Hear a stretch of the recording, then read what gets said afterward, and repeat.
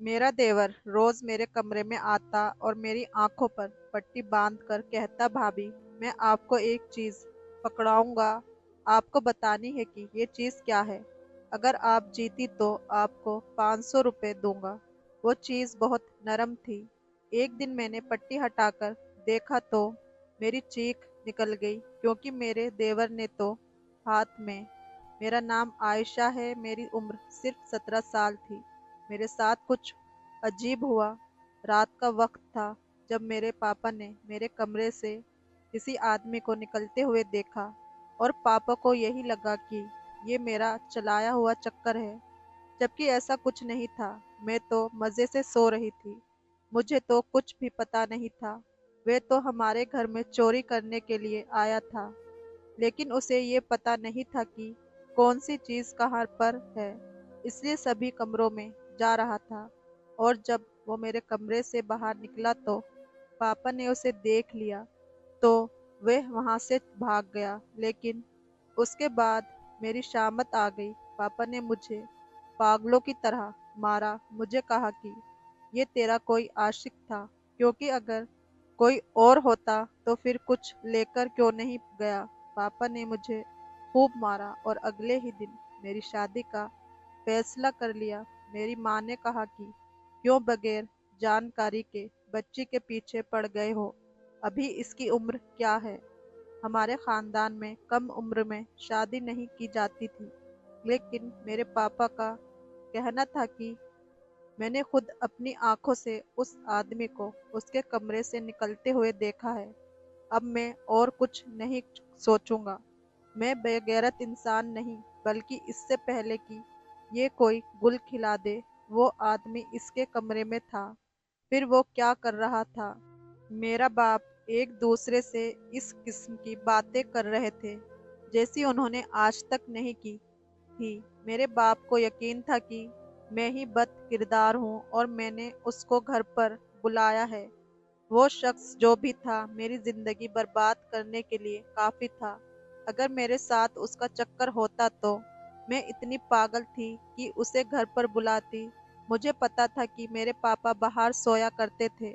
अगर मेरे किसी के साथ चक्कर होता तो क्या मैं इतनी बेवकूफ होती। मेरे पापा ने ज्यादा सोचा नहीं, जल्दी जल्दी में जो भी रिश्ता मिला उससे उन्होंने मेरी शादी कर दी। घर में मेरा एक पति, एक देवर और सास, एक छोटी सी ननद थी। वह लोग हमारे से काफी गरीब और अनपढ़ जाहिल किस्म के लोग थे। उनकी जिहालियत पहले से ही मुझ पर पहुंच गई थी, क्योंकि एक लड़की उनके मोहल्ले के घर के सामने रहती थी, जो मेरी दोस्त थी। उसने कहा कि ये तो बड़े अजीब से लोग हैं। उनके घरों में तो हर टाइम गाने बजाने की आवाज आती रहती है, और किसी की मोहल्ले में शादी होती है तो तुम्हारी होने वाली सास शादी में चली जाती है और अजीब से बेहुदा कपड़े पहनकर डांस करती है। इसे किसी की परवाह नहीं होती है। बेटे को माँ की फिक्र नहीं है, माँ को बेटे की फिक्र नहीं है, और उनकी बहन ने तो सारे मोहल्ले को फंसा रखा है। तुम वैसे गंदे लोगों में जाओगी, तुम्हारी जिंदगी बर्बाद हो जाएगी। मैंने कहा कि मैं क्या कर सकती हूँ, जिंदगी मेरी पहले ही बर्बाद हो गई है। मेरे बाप ने मुझे जानवरों की तरह मारा। वो मेरी शादी कराना चाहते हैं। घर में कोई बात नहीं हुई। मेरी माँ भी बेबस हो गई और मेरी शादी करवा दी। उसका नाम जैन था। मेरा पति का मेरे साथ रवैया ठीक था। हम लोगों ने कहा कि सादगी से निकाह करना है। लोग भी मान गए, क्योंकि वह भी खर्चा नहीं करना चाहते थे। इसलिए ऐसे में निकाह हो गया। खानदान में कोई रस्म नहीं की गई। मैं 3 भाइयों की एक लौती बहन थी, लेकिन मेरी शादी इस तरह हुई थी कि जैसे किसी की मैयत है, और ये मेरे लिए मैयत थी। मैं जाना नहीं चाहती थी, लेकिन मेरी शादी करवा दी गई थी। जब मैं अपने कमरे में बैठी अपने पति का इंतजार कर रही थी, तो वहां पर कुछ बहुत अजीब हुआ। मेरे पति की जगह मेरा देवर कमरे में आ गया, और मैंने कहा कि तुम यहाँ पर क्या कर रहे हो।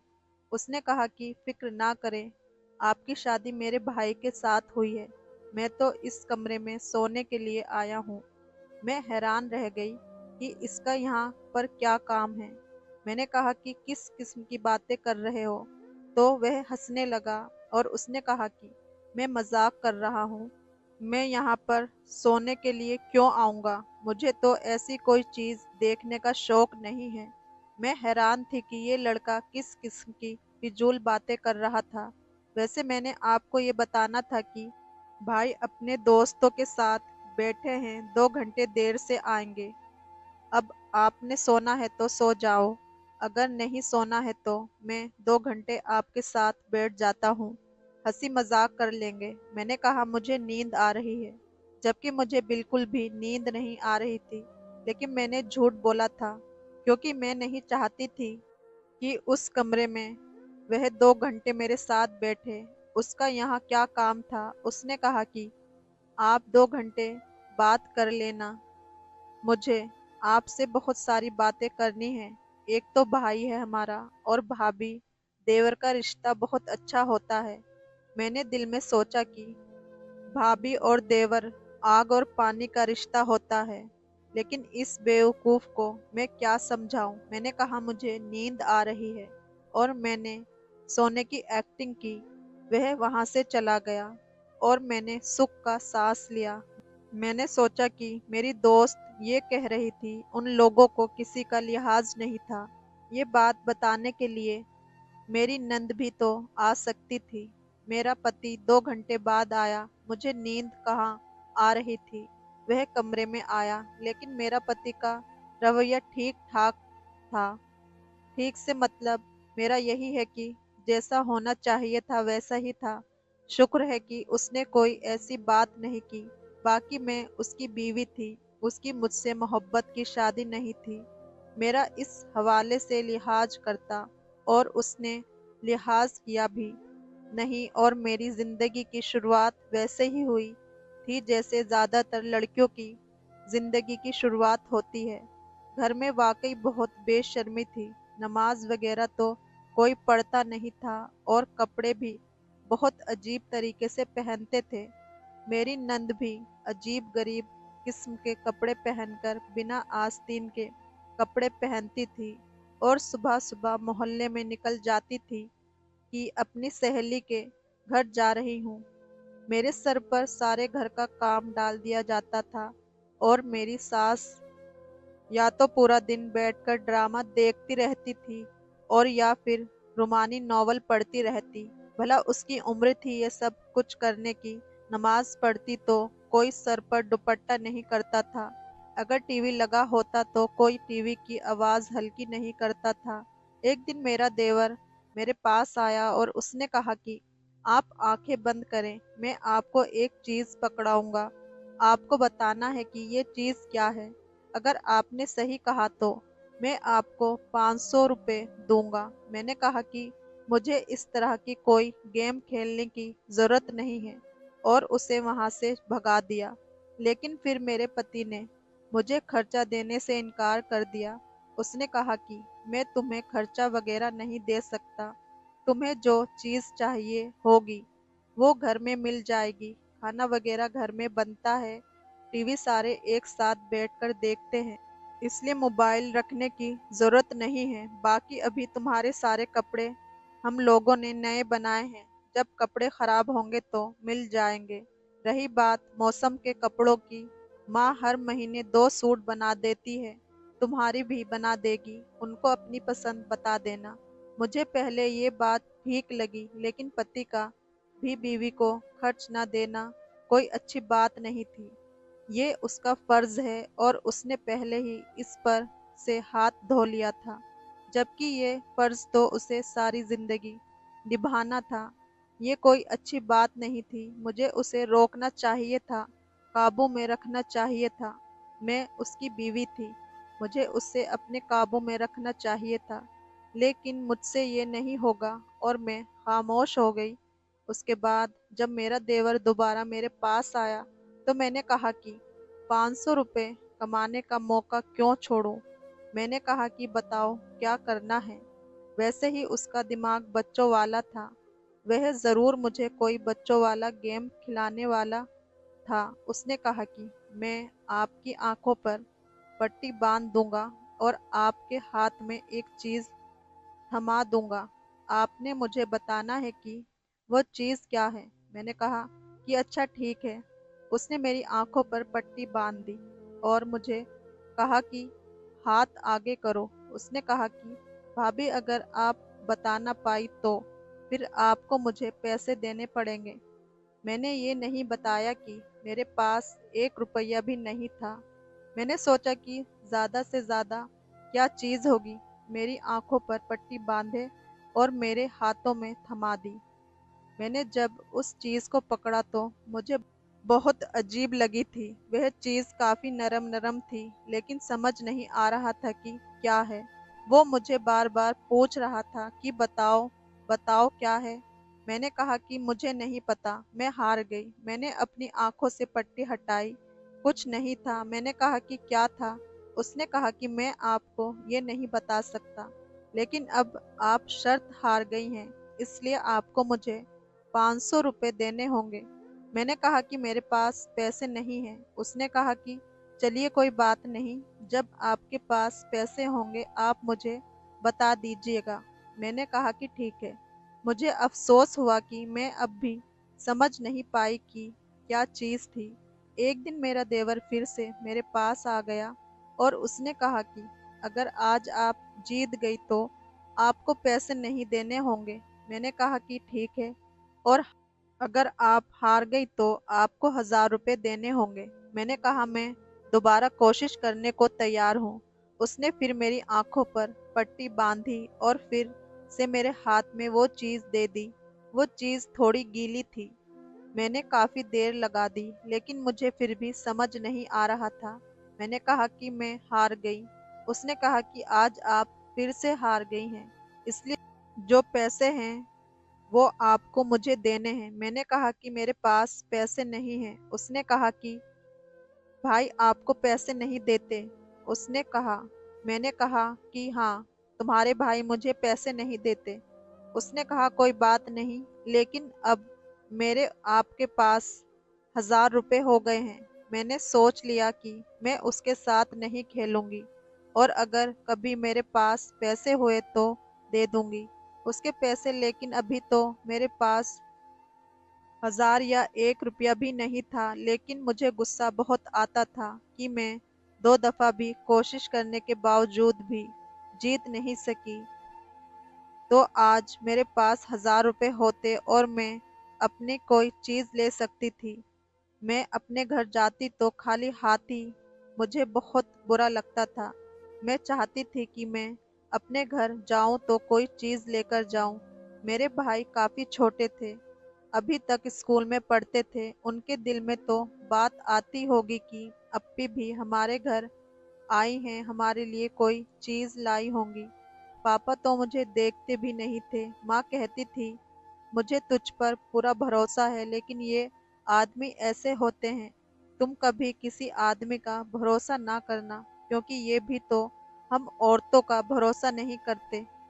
मैंने कहा कि अपने पति पर भी नहीं। तो मेरी माँ ने कहा कि हाँ, अपने पति पर भी नहीं करना, क्योंकि वो भी एक आदमी, और औरत अगर आदमी की बात पर भरोसा करती है तो वो पागल होती है, और अगर वह उस मोहब्बत पर इतराती है तो वो बहुत बड़ी बेवकूफ़ होती है, और अगर उसकी मोहब्बत पर गरूर करती है तो फिर वो बर्बादी की तरफ जा रही होती है।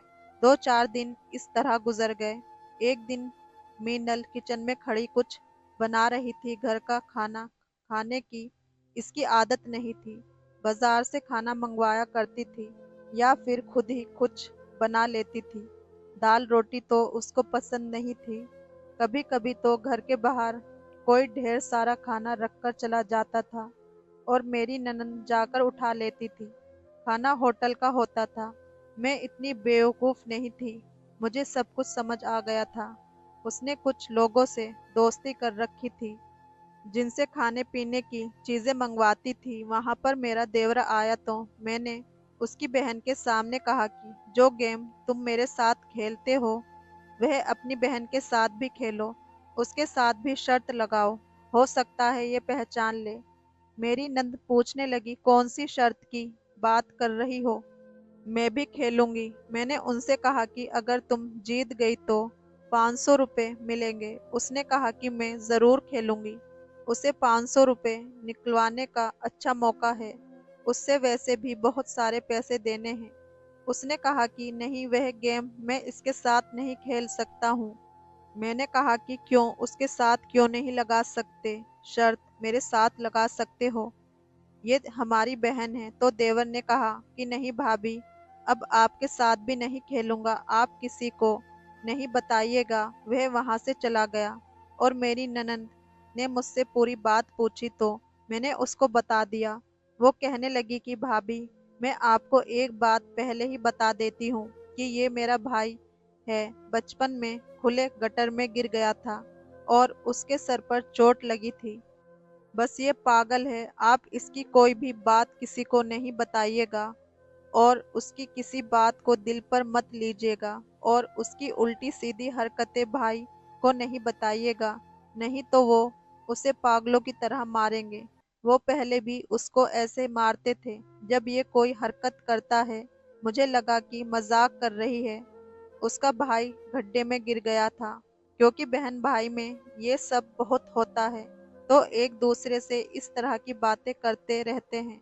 मैं भी कभी कभी मजाक में अपने भाई को कहती थी कि तुम्हें हमने गोद लिया था, तुम मेरे भाई नहीं हो। इसलिए मैंने उसकी बातों पर ध्यान नहीं दिया। लेकिन एक दिन मुझे बहुत ज़्यादा पैसे की ज़रूरत थी और मैं अपने देवर से कहा कि मुझे तुम्हारे साथ फिर से शर्त लगानी है। उसने कहा कि ठीक है, इस दफा आप जीत गई तो मैं आपको 1500 रुपये दूंगा। मैं बहुत खुश हो गई और मैंने सोच लिया कि इस दफा मैं जीत जाऊंगी। लेकिन मैं पहचान नहीं पाई और मेरे दिमाग में ख्याल आ गया, जब इंसान सही तरीके से कोई खेल खेलना चाहे लेकिन जीत नहीं सके तो फिर वह चीटिंग करता है, और मैं अभी चीटिंग करना चाहती थी। मैंने उसे कहा कि मैं कल तुम्हारे साथ आखिरी दफा ये शर्त लगाऊंगी, अगर मैं जीती तो तुम मुझे पूरे 3000 दे देना और अगर मैं हार गई तो मैं तुम्हें 5000 रुपये दूंगी। मेरा देवर इस बात पर बहुत खुश हो गया। उसने कहा कि लगता है भाई ने आपको खर्चा दे दिया है। मैंने कहा कि हाँ, तुम्हारे भाई ने मुझे खर्चा देना शुरू कर दिया है। मेरे पास बहुत सारे पैसे हैं। और फिर शर्त तो ऐसी होती है, शर्त में थोड़ी ना देखा जाता है कि पैसे कितने लग रहे हैं। मैं कल तुम्हारे साथ ही शर्त जरूर खेलूंगी। देवर भी खुश हो गया और उसने कहा कि ठीक है, कल को बहुत मजा आएगा। अगर आप हार गई तो पूरे 5000 देने होंगे। पहले भी आप कई दफा हार चुकी हैं लेकिन मैं आपसे पैसे नहीं लिए। मैंने कहा कि तुम फिक्र नहीं करो, मैं तुम्हें वह पूरे पैसे दे दूंगी। पर तुम भी पैसे तैयार रखना। हम लोग आपस में बातें कर रहे थे कि मेरा पति वहां पर आ गया। मेरा पति घर पर आ जाता था तो मुझे कोई इशारा नहीं करता था, लेकिन इसका मतलब ये होता था कमरे में जाना है। मैं चली जाती थी। मेरा पति मुझे काम बता देता कि मैं चाय बनाऊं, कपड़े निकाल दूं। उसने कहा कि तुम इससे बातें कर रही थी, पता है ये पागल है। मैंने कहा कि क्या मतलब है? आपकी बहन भी कहती है कि ये पागल है, आप भी कहते हैं कि ये पागल है। मुझे ये पागल नहीं लगता। तो मेरे पति ने मुझे कहा कि ये पागल है, इसका दिमाग खराब है, उसे दूर रहा करो। ये बात करते करते अचानक पटरी से उतर जाती है। मैं दिल में सोचने लगी, ये तो आपके सारे खानदान की बीमारी है। आपकी माँ भी अचानक से बैठे बैठे बातें करते करते मुझसे ऐसे सवाल करने लगती है जो एक सास कभी अपनी बहू से नहीं करती। और अपनी बहन के बारे में उनको पता नहीं था। उसने सारे मोहल्ले के साथ ताल्लुक रखा था और उनके बारे में भी किसी को पता नहीं था कि शादी से पहले पता नहीं क्या करते रहे हैं। मैंने उनको कह दिया ठीक है और उनको शर्त वाली बात नहीं बताई। मुझे पैसों की सख्त ज़रूरत थी। मेरे सबसे छोटे भाई की सालगिरह थी। हर सालगिरह धूमधाम से बनाते थे। मैंने उससे वादा किया था कि मैं उसके लिए एक वीडियो गेम लेकर आऊंगी। वह पूरे 3,000 की थी, इसलिए मुझे पैसों की बहुत ज़रूरत थी। पति से मांगे थे, लेकिन उसने इनकार कर दिया। उसने कहा कि सालगिरह का जश्न मनाना तो गुनाह होता है। मैं उसे जवाब दे सकती थी कि औरतों का नमाज ना पढ़ना, घर से बेपर्दा होकर निकलना, मोहल्ले के लड़कों से दोस्ती करना, दूसरों की शादी में डांस करना भी तो गुनाह होता है। लेकिन मैंने उन्हें जवाब नहीं दिया और खामोश हो गई। मैंने उस चीज को कभी नहीं देखा जो मेरा देवर मुझे पकड़ाता था, लेकिन अब मुझे उसे महसूस करके उसके बारे में सोच रही थी कि वह बहुत नरम सी चीज थी और उसके ऊपर काफी बाल भी होते थे। ऐसी क्या चीज हो सकती थी? और जब मैं आंखें खोलती थी तो वो चीज गायब होती थी। इस दफा मैं अपने साथ एक कपड़ा ले गई, लेकिन जब मेरे देवर ने कहा कि आपको पट्टी मिली है, तो मैंने कहा कि इस दुपट्टे से बांधो। वो भी मान गया। उसने दुपट्टा मेरी आंखों पर बांध दिया। वो बहुत ज्यादा बारीक कपड़े का था और मुझे सब कुछ साफ साफ नजर आ रहा था। फिर उसने मुझे वो चीज पकड़ा दी। जैसे ही मैंने वो चीज पकड़ी, मैं बुरी तरह से चिल्लाई और मैंने फौरन अपना हाथ पीछे कर लिया। मैंने अपनी आंखों से पट्टी हटाई और मैंने कहा कि तुम्हें शर्म नहीं आती? उसने कहा कि मैं उसे पकड़कर लाया हूँ। ये तो जहरीला होता है, ये तो इंसान को काट लेता है। कहने लगा, ये मेरा दोस्त है, मैंने इसका नाम रखा है। मैं हैरान रह गई थी। मैंने कहा कि ये तो सच में पागल है। मेरी चीख सुनकर मेरा पति भी वहां पर आ गया। मेरी सास और नंद भी, उन्होंने यही मंजर देख लिया। मेरी सास ने मेरे देवर को थप्पड़ मारा और कहा कि जा यहाँ से, इसे जहाँ से उठाकर लाया है वहां छोड़कर आओ। तुम्हें काट लिया तो तुम मर जाओगे। मुझे वहां से बाहर भेज दिया। मैंने सारी बात बताई। उन्होंने कहा कि हम तो तुम्हें कह रहे थे कि ये पागल है, तो हम कोई मजाक कर रहे थे। क्या ये सच में पागल है? मैं तो हैरान रह गई थी। इस तरह की हरकत कोई पागल ही कर सकता था। कि मुझे मेरे पति ने पूरी बात बताई। उसने कहा, इसको एक दफा गर्दन तोड़ बुखार हुआ था। उसके बाद से ही इस तरह की हरकतें करता है। अजीब बातें करता है और कभी कभी बहुत गंदी बातें करने लग जाता है। हम इसलिए इससे ज्यादा बात नहीं करते, उसको उसके हाल पर छोड़ दिया है। ना तो ये पढ़ाई करता है और अचानक से बदल जाता है, और जानवरों के साथ तो उसे कुछ ज्यादा ही प्यार है। कभी कोई जानवर उठाकर ले आता है, कभी किसी जानवर के बच्चे को उठाकर ले आता है। वो कुत्ते के बच्चे को उठाकर ले आया था। मैंने अपना सर पकड़ लिया और जब मैं कमरे में आई तो अपने पति को बताया कि मुझे पैसों की जरूरत है। उसने कहा कि तुम्हें खर्चा देने से मना किया था, ये तो नहीं कहा था कि अगर तुम्हें इतनी ज्यादा जरूरत है तो भी मुझसे नहीं मांगोगी? तुम मेरी बीवी हो, मुझसे ही मांगोगी। मैंने अपने पति से माफी मांगी, उसने पैसे दे दिए। मैंने अपने भाई के लिए गेम खरीद ली और उसके बाद से मैं देवर से दूर ही रहती थी। वो तो सच में पागल था। दोस्तों, उम्मीद करती हूँ हमारी कहानी पसंद आई होगी। पसंद आई हो तो लाइक करें और कमेंट करके ज़रूर बताएं। चैनल पर नए हैं तो चैनल को सब्सक्राइब करें और साथ ही नोटिफिकेशन बेल ज़रूर दबाएं।